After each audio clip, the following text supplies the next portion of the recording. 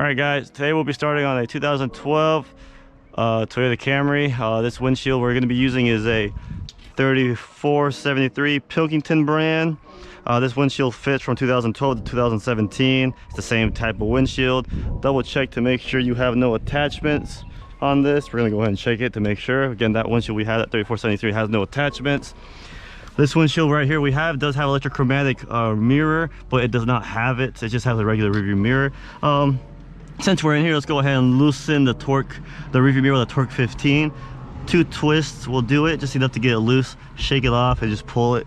Keep it right there where you won't leave it. You can either leave your torque 15 here because you're going to use it again anyways. Let's go ahead and pop that hood open. Overall, this is a very simple job, but the method we're going to use to cut it out, guys, will have to be string method. We are seeing it's a little too tight to the pillars, and we don't want to risk the cold knife scraping some of this paint off. As you can tell, it's very tight. The knives are thin, but you could run too much risk of scraping some of this paint if you lose control of the cold knife. So I recommend using the string method. You could also use wire method as well if you'd like to, but I'd recommend just if you have your string machine, use your string machine and do not cold knife it. Let's go ahead and pop the hood open. A lot of times these hoods like to fall down with the hood supports. Luckily this one's in good shape. All right, 14mm nuts on the wipers. Let's go ahead and loosen it with our 14mm socket. Again, you don't have to have an electric ratchet. A normal ratchet will work. Keep note, guys, on the any garbage leaves around this area in case the weeping holes on the fender, the weeping drain holes are full. Let's go ahead and loosen this one. Again, make sure you take care of the nuts in a safe spot. If you ever forget, remember, driver's side is always longer than the passenger side. Best way to loosen these wipers off, usually they don't really get that stuck, is just push on the joint a few times. Then once you have 2 fingers there, your thumb right here, press on the joint with your thumb and then pull upwards. Very easy to do. I like to leave the wipers right here somewhere where they don't really make any ground or anything, so be careful also on that. Don't put them on top of the alternator, any wires on that. Same thing on this one. For this one I use my whole palm. Press 1, 2, 3, loose. Same thing as that. Put your hand underneath and your thumb on top of the joint, push, and it should loosen. Again, guys, be very cautious that this does not make contact with the battery positive, or you'll end up causing a little bit of a spark and could blow some fuses. All right, so now we're going to cover that up because he did leave it loose. All right, check to make sure it doesn't have any clips. Again, we're going to clear some of this garbage out right there. We are noticing a little bit of garbage. Make sure to point that out to your customer. Now for this cowl, the best way for me to take it off, it does have corner pieces. I typically don't really take those off. I leave them with it since they extend all the way downwards. You can tell from the fender all the way down to the cowl right there. So it should all come out in one piece. Let's go ahead and what you want to do is kind of pull towards you a little bit and kind of pull up and pull towards you, pull up, pull towards you, and you should loosen it. Now you want to just wiggle it, kind of pull it up again, and just pull it all in one piece. You should be able to take it out clear and very simple. Again, see, we were able to just take them off in one piece. These will slide in there. You will have to put them in corner by corner. So luckily, let's go ahead and just put the cowl over here and kind of wipe it down for him as well. Over here in this grass so we don't make his driveway get dirty. Place the cowl somewhere safe where you won't step on it. There we go. All right, everything's good. While we're in here, we're gonna go ahead and take a look over here and make sure we don't see a lot of garbage. Everything looks clear, not a lot of leaves and all that. Again, as you can tell right there, that's where the cabin air filter is. You don't want these draining ports to get full. Water can overflow and fall into there if you are not careful on one day or 1 week period where there's a lot of rain. Let's go ahead and leave our tools here so the hood doesn't latch itself. All right, guys, we're going to go ahead and start the cutting process. Again, best way to cut this one out would be the string method. You literally have no room for it for the cold knife to fit comfortably. If you do cold knife it, just be very cautious. Maybe put some tape on the side to let you know if you're getting too close to the pillars and the top. If you use the string method, I find that putting the string between this clip, especially if it's the original windshield, put the string between this clip underneath it between the clip and the glass, and then the string will actually go underneath and be able to cut it. If you try to go underneath the clip, those clips are very thick and they'll break off. So you have one clip here on the driver right underneath the VIN, and you have one right here also hidden. You should have two since this windshield hasn't been replaced. Always take a look to see if the windshield's been replaced. It kind of gives you a hint of how difficult or how easy the job's going to be. Original AGC Toyota glass. It is still a Toyota brand. So this is OEM, never been replaced windshield. All right, well, we're going to go ahead and get the cutting process out, and we'll be right back. All right, guys, the glass is out. We have it successfully cut. Very easy cut. No issues whatsoever. A little bit of trouble on the bottom, not too much trouble on the bottom. I would say just be careful with the urethane. With your hands, feel to make sure that string is out. Lifting the glass, very easy. One hand on the inside, pop it up. Use your other hand to keep that leverage like that.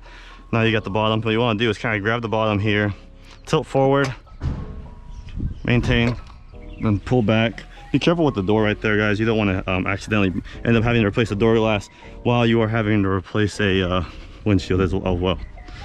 All right, guys, now comes the urethane trimming process. Again, you want about 1 to 2 millimeter height of urethane. Remember, new urethane sticks really well to old urethane. So first things first, we're going to kind of peel off the old molding trim or underlay molding that the Toyotas have. In case always make sure your new glass does have that trim on it, or else you're gonna have to put in some aftermarket trim. It's always good to order a GTY part. Remember, the Y means with attachments, so it's gonna come with the moldings, so make sure it's actually on it. Guys, I did forget to mention at the beginning of the video that we always prime our glass while it is out of the vehicle. Of course, we'll give it a nice little clean with our glass cleaner. After that, we will do a prime where we think the urethane is going to kind of sit on the new glass, about 1 inch of width to 1.5 inches, enough just to where your customer won't see it on the bottom. Also, sometimes you are given dot matrices that would let you know where that urethane is going to sit on the glass to help you guide when you prime or if you're shooting the glass. Again, we always shoot the body, but just letting you guys never forget to prime your glass. Okay, thank you. All right, we're gonna go ahead and start scraping some of this. We're gonna put this on the ground for right here, make a little pile, make it easier to clean up. Do notice there's some moisture here, guys, some moisture and some gunk. We're gonna probably have to use some napkins and dry that out for him, so the urethane doesn't, the less risk of the urethane not bonding. So we're gonna scrape. Keep control of the knife, guys, because if you will lose control and end up jumping and cutting some glue. I mean, cutting some paint, sorry. Some paint from the customer's car. All right, these corners are easy. Just push up there. Also, if they make it easier to cut, kind of leverage a little bit. Get a little bit of leverage on that urethane you're cutting, and you should be able to cut it. Quick note. When you're cutting with the using the string method to cut, sometimes your string will get caught right here between the clip, where the clip hole. So make sure that when you're using the string method, your string does go over this little lip, so you can break that clip. These clips are very flimsy. They should be very easy to cut if your string is in good shape. As long as your string is in good shape. If you want to go, you can clean the molding. So I'll have him cleaning that gunk off with a dry napkin while I finish the trim. Again, guys, we work as a team here. Better set with 2 people than with 1, and get more done quicker. Again, see, you can still see that clip right there, portion of that clip. So then we're gonna keep scraping.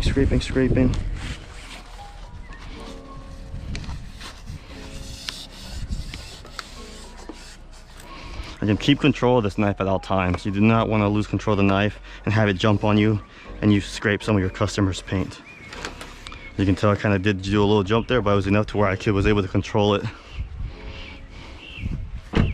A lot of gunk, guys, a lot of moisture. You need to make sure, but you can see where I just got that cut with the old urethane. There's almost no moisture there, so that's very good. But still, we're going to clean it to ensure that we don't get no water leaks, or in the future the bond does loosen. Again, urethane is supposed to get stronger as years progress, not weaker. Finish off with the bottom. There we go. Add to our pile right there.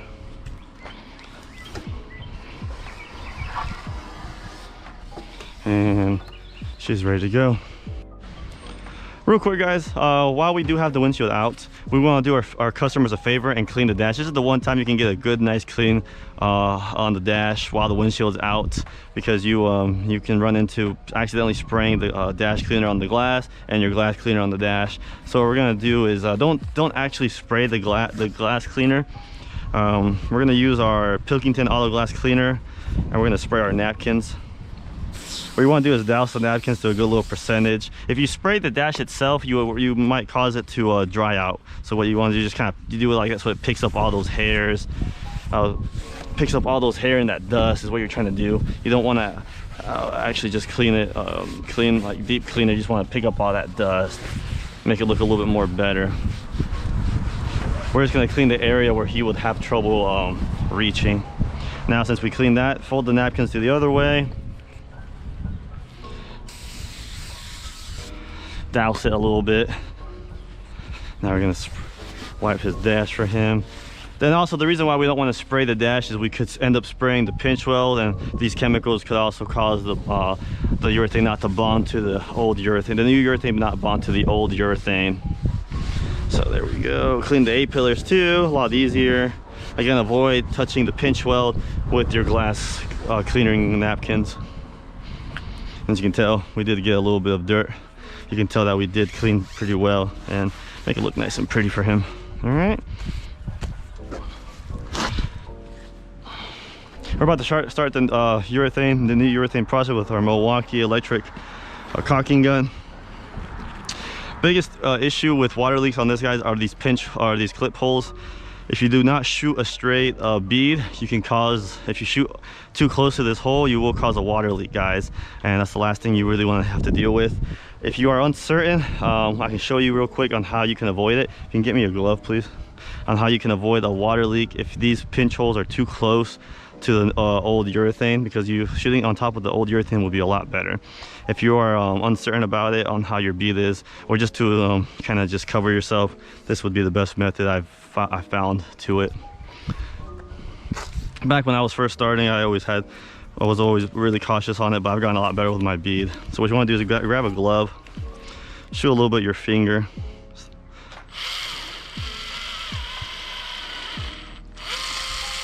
Just a little ball of it. What you want to do is just cover that hole. Typically you want to do that at the beginning before and then let it skin for about 5 minutes, just so it gets a little bit harder. Or if you can't wait, you can just glide over that portion, but you shouldn't. Now you should get minimal risk for leak. We're gonna do the same thing again. Shoot a ball, cover that hole right there. Kind of make it even so you don't have too much gliding going on. You don't want to shoot too high. What is it? Oh, yeah. You don't want to shoot too high, but you want to cover that urethane. Cover those holes pretty well. We're gonna go back to the other side. Oh, looks like we got a little bit of assistant there. That's funny. All right, again, same thing. Keep it kind of to a simple level. Before I shoot, we're gonna find out whose dog this is and go from there. So when I get a little bit of time to dry it off. All right, guys, sorry about that, but we are back. All right, now we're gonna start the shooting process. Again, make sure that V is pointing straight, equal to this the rod right here, to ensure you get a nice straight bead to wherever you're comfortable. So what we're gonna do is start right there. Again, keep your gun to a normal level that you can control. So we're gonna start the shooting. Take your time on the bead. Again, you have 10 minutes before it skins. Slow down once you get to that pinch hole. Again, if you did do that little trick I showed you, you should be fine. Just glide a little gently over it, just a tiny bit over it. Slow down on the corners. Make sure you get that nice corner. Slow. There's no need to rush. As you can tell, we did get that corner very nice. Use the door as leverage for yourself to balance yourself. There we go. Don't shoot too close to the Hey guys, I'm sorry about that. The battery just actually died on us, so we had to switch batteries real quick. Now when you want to continue, we did finish off that bottom corner. I don't know if you guys were able to see that before the battery died. I think we might have finished off on the top. Again, these you want to glide over those little holes now, but more to the top. Just follow the old urethane line, guys, and get those nice curves. We're going to progress from the bottom first on this one. Again, we always shoot the body. More secure set when sitting the glass. Take your time on the urethane with your gun, and use the door to balance yourself. Be very cautious not to shoot the VIN number, or you will have to clean it up. And most of the time those VINs are stickers. Just get about an inch or two on top of that curve on the bottom. Now we're going to finish off from the top.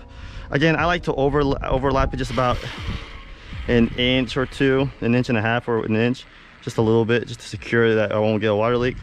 As you can tell, we're gonna glide over that little hole, but luckily that hole wasn't too close to the old urethane line. Take your time on the curve.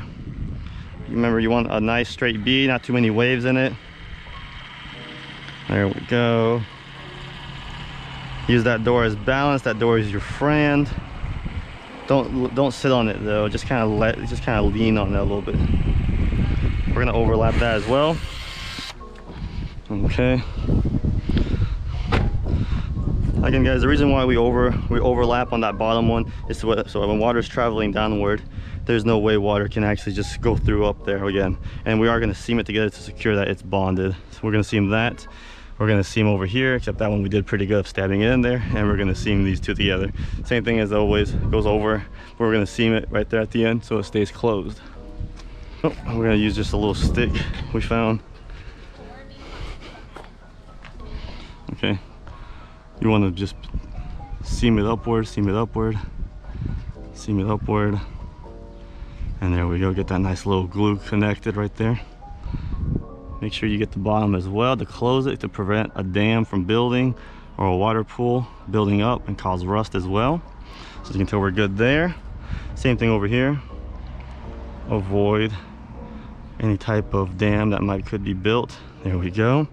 Now the whole urethane should be good to go. Close these doors as we hand set. As you can see, the hole was originally right here, guys, but it's nice and closed, so there's no way that we will have a water leak because of that. And the bead's nice and straight, as straight as we could get it, and we're not too close to the A-pillar moldings as well on both sides. So now we're going to go ahead and do and set the glass. We're going to do a little bit of a hand set. And check your cups, and then we're going to go. I like to put the tape on the glass, guys, so that the tape doesn't actually fly with the wind on the body and touch the urethane we just got. All right, being on the driver's side, setting is more important with you. On this one, you want to make sure you get that molding to kind of fold upward, so when we set. All right, there we go. See, we got that molding to kind of fold upward. Set our tape, deck evenly. What you want to do is deck, kind of push a little bit. Same thing over here. Check your VIN, make sure it looks as good as the other one. If you need to go up a little bit more. And there we go, we're lined up. It wasn't by much we were off. Stretch it back up. Deck it, and then we're gonna deck the bottom. When you deck, you do want to deck where the dash meets the ceramic trip brand right here, and just kind of deck right here. If you deck too low right there, you can pop the glass. I've had it happen to me before, and that's why you learn from your mistakes. Again, we want to make sure we're not too close to it so the next guy doesn't have too much trouble on it. So let's see. So what we might do is actually move the glass just a little bit more over there, because it's a little bit more loose over here, and we should be good like that. VIN number looks good. Glass is sitting there with nice tape preventing it from sliding down. Let's go ahead and put the cowl back on. Very easy cowl to take off, and it should be a very easy cowl to put back on. Just want to make sure that all these clips, these little clips are underneath the windshield. What you're going to do is angle it first, angle it that way, and then angle it back that way. Line it up first. Line it up first. Go ahead and get your molding little folds here, plastic pieces to go where they kind of where you're going to put them in. Get them both as close as possible. Don't actually put them in just yet. Okay. As you guys can see it, hopefully you guys get a good angle of it. These little pieces go underneath the little lip right here on the fender, and then slide forward are the best way to do it. What you want to do is go ahead and get those two lips in. As you can tell, this portion also goes between the glass and the pillar. There you go. And then just slide forward. You don't want to put it in all the way. There's a third one here. We're going to go ahead and put it in too, just to avoid it.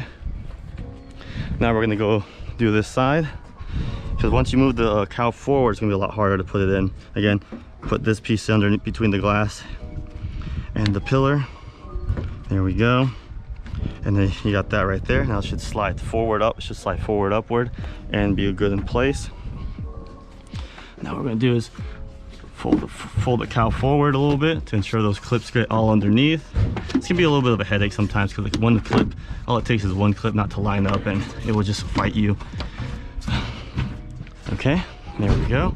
Now this side, you want to do one side at a time. If you try doing both, you won't be able to clearly see what you're doing. These clips just kind of just push in there, so you'll hear them.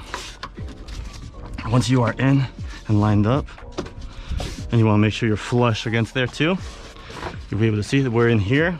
You have to kind of feel, we're in here, we're in here. Make sure you're in there, and we are in there.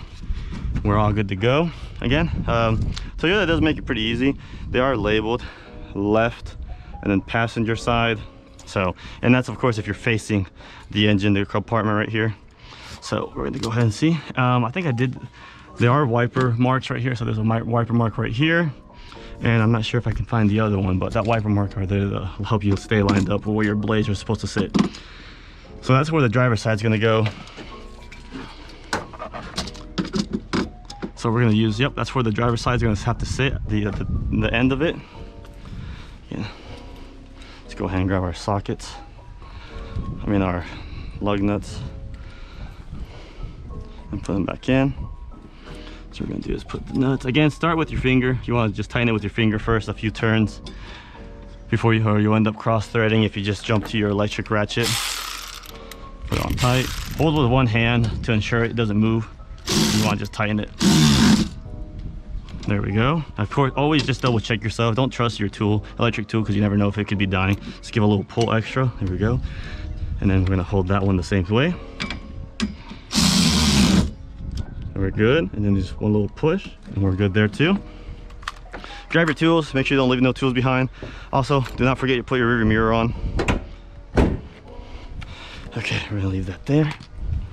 Let's go ahead and put the rearview mirror back on. Very simple rearview mirror. What you're gonna wanna do is, grab your mirror. Again, you left it loose, so just kind of angle it, and then just slide it back on. Go ahead and fix it a little bit. Grab your torque 15 that you left in there, and just do a few little turns until you get nice and snug. Don't over tighten, guys, because the next guy's gonna hate you. Always make your job easier for the next guy. So then we're gonna go like that, kind of angle it for him a little bit. Good to go. He's gonna clean the glass. We're gonna put his oil sticker back on, and we should be good to go. Make sure we didn't leave no tools inside his car. I typically don't leave the tape for more than 5 minutes, guys, so I'm gonna go ahead and peel the tape off. This glue skins in 10 minutes. Honestly, you shouldn't leave a tape. Never leave tape for your customer. Most of the time, they'll end up leaving it for more than a day or two, just because they're not sure and don't know about the chemical compound and how it works and how it dries. But other than that, guys, that pretty much concludes this windshield replacement. Very simple job, should have no issues. String method is honestly the best way to go on this one. Too tight to use a cold knife. Well, we did go with a GBY glass, a little bit of a tint on top. Always try and upgrade your customer to a GBY. Let him know he's getting a GBY, or he'll end up asking what this is if he is not used to it as well. We live in the South, so this is what actually helps our customer very much. If you have any questions or anything, guys, feel free to contact us, give a like and subscribe, and hopefully you guys enjoyed the video. Later.